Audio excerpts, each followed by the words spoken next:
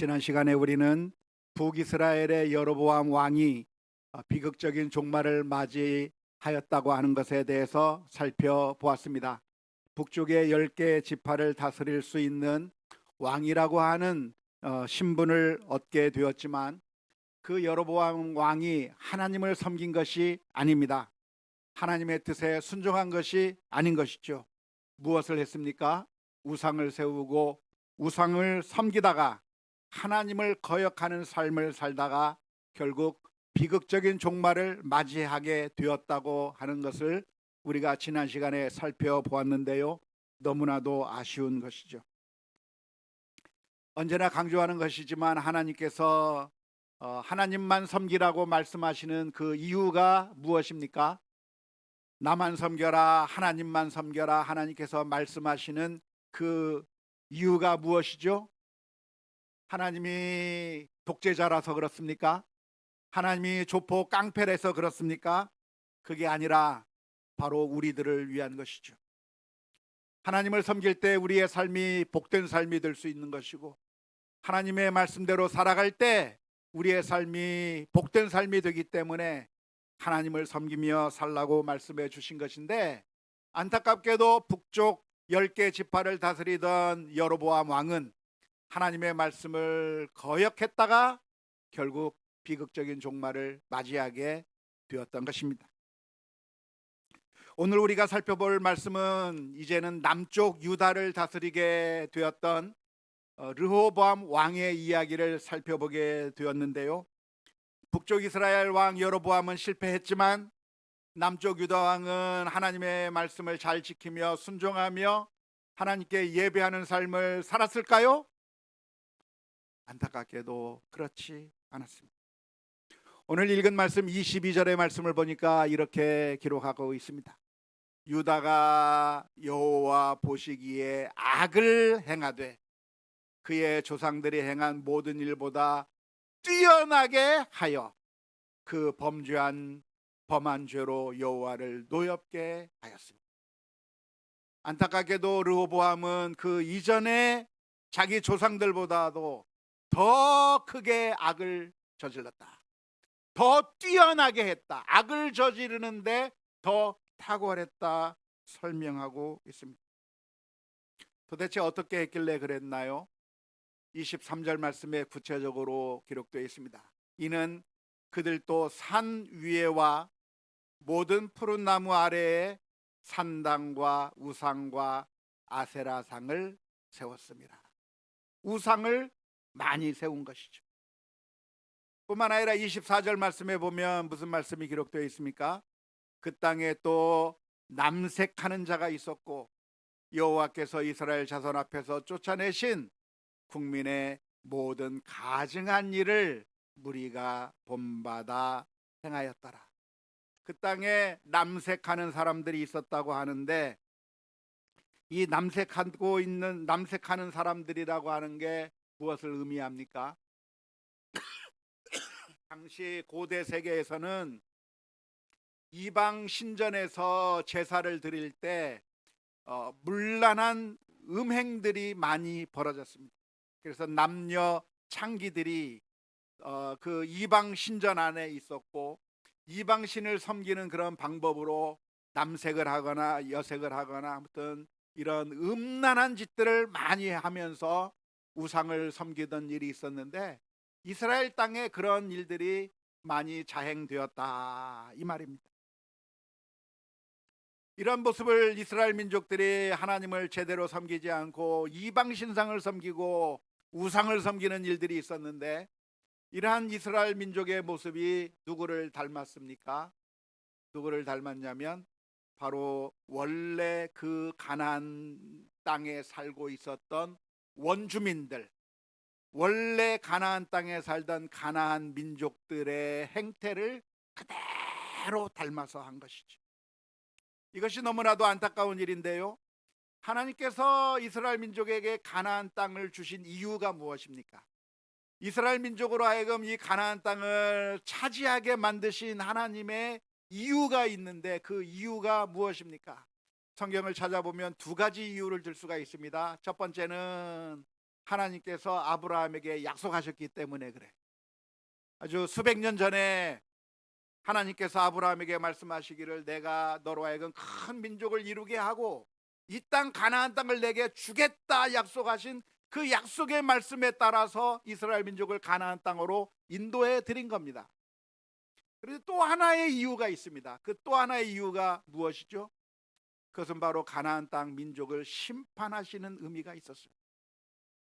하나님께서 아브라함에게 이 땅을 주겠다고 약속하셨으면서도 당장 준 것이 아니라 400여 년이 지난 이후에서야 한참 뒤에야 가나안 땅을 차지하게 만드신 이유가 무엇이냐면 아직 가나안 땅 민족의 족속 그 가나안 민족들의 죄악이 아직 다 차지 않았다. 아주 나쁘긴 나쁘지만 하나님께서 심판해버리고 쫓아내버릴 정도까지 그 정도는 아니니까 하나님께서 좀 더 참겠다, 더 참아보면서 회개하기를 기다리다가 결국 더 이상 참을 수 없는 수준에까지 악이 충만하게 차게 되었을 때 하나님께서는 이스라엘 민족을 들어서 가나안 민족을 심판하시고 그 가나안 민족을 쫓아내시고 이스라엘 민족을 그 가나안 땅에 살게 만드신 거라고 하는 것이죠. 그런데 놀랍게도 무슨 일이 벌어졌는가? 이스라엘 민족이 가나안 땅에 살면서 가나안 민족처럼 되어버린 겁니다. 죄를 너무 많이 지어서 그래서 쫓겨났던 그 가나안 민족과 똑같은 일들을 이스라엘 민족들이 하게 되는 것이죠. 그렇다면 이스라엘 민족의 운명이 충분히 상상이 가지 않습니까? 이스라엘 민족의 운명이 어떻게 될까요? 이스라엘 민족도 그 땅에서 쫓겨나는 것이 당연할 겁니다. 하나님께서 가나안 민족의 죄악을 심판하셔서 물리치셨던 것처럼 이스라엘 민족이 가나안 민족처럼 똑같이 되어버렸을 때 하나님께서 그 이스라엘 민족을 심판하시고 이스라엘 민족을 그 땅에서부터 쫓아내시는 일이 당연한 수순이라고 할 수가 있겠습니다. 그래서 하나님께서는 그것을 경고하시기 위해서 누구를 들어 쓰셨는가? 이집트 애굽 왕 시삭을 들어 쓰셨습니다. 오늘 본문의 말씀을 보니까 애굽 왕 시삭이 가나안 땅으로 공격해 들어왔습니다. 애굽 왕 시삭이 한 일이 무엇입니까? 예루살렘을 치고 성전의 보물을 빼앗아가고 왕궁의 보물을 빼앗아가고 솔로몬의 금방패를 빼앗아가는, 그래서 완전히 애굽 나라에 의해서 침략을 당하고 약탈을 당하는 일들이 일어나게 되었다고 오늘 본문에서 기록하고 있는 것이죠. 근데 예루살렘이 어디입니까? 예루살렘이 하나님의 성전이 있는 곳이 예루살렘이, 하나님의 성전이, 하나님의 집이 어떻게 약탈을 당할 수 있죠? 약탈을 당할 수 있는 겁니까? 없는 겁니까? 하나님의 집인데 약탈 당할 수 있어요, 없어요? 약탈 당할 수 있어요.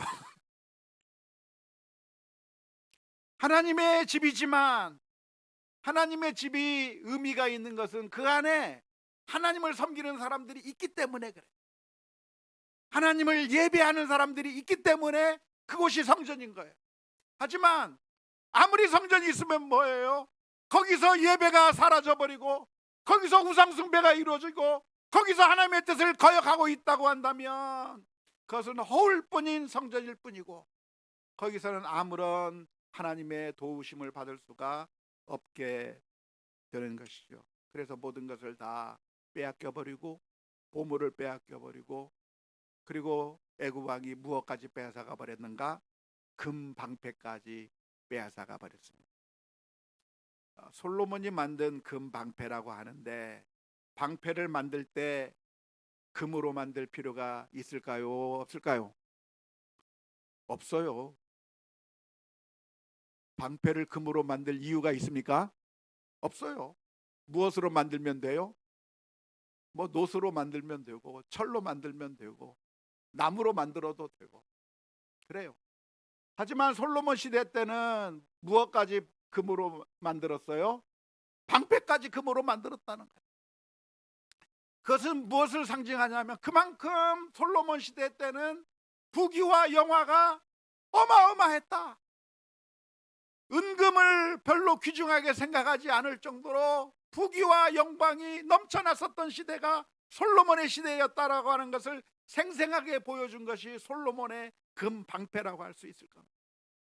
그런데 그 금 방패를 빼앗아 가버렸고, 할 수 없이 르호보암은 방패를 만드는데 무엇으로 만들었는가?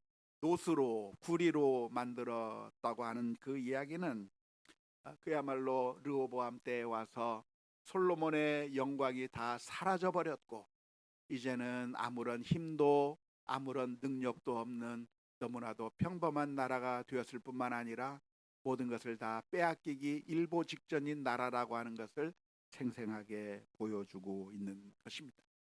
그런데 이것이 무엇인가요?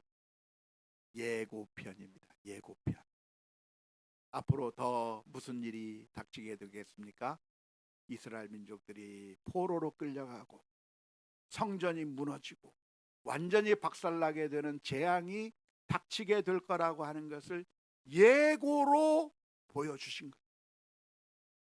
그렇다고 한다면 이런 일을 경험하게 되었을 때 르호보암과 유다 백성들이 어떻게 하는 것이 당연할까요?